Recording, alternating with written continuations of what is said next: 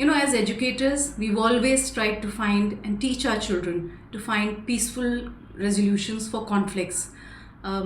आज जो इस समय हम जिस भी सिचुएशन से गुजर रहे हैं, जिस भी दौर से गुजर रहे हैं, when our Indian armed forces are protecting the borders and trying their very best to find those resolutions, I think as a nation, as individuals, as the citizens of this country, it becomes our responsibility to support the Indian Army, the armed forces, the government of India to do our bit.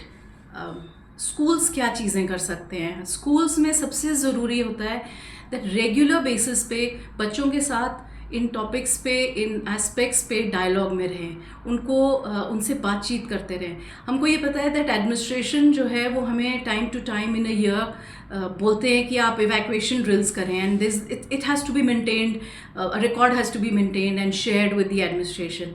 But unfortunately, as schools, we never forced or emphasized upon for lockdown drills.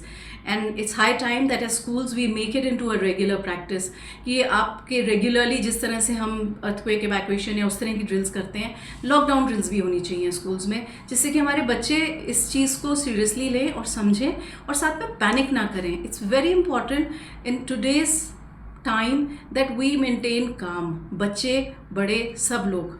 The other very important aspect is that at homes there's a lot of media that everybody is engaging in.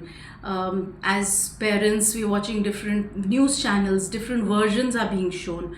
Again, a very humble request that as parents, as children, try and limit yourselves into what media is showing.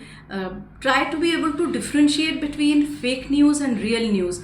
I know it's very difficult and easy said than it's done, but as schools, it does become our responsibility once again to make sure that we are engaging children and teaching them on a regular basis, not on a situation like today or on times of now, but in a general manner that we are educating our children on digital and media literacy.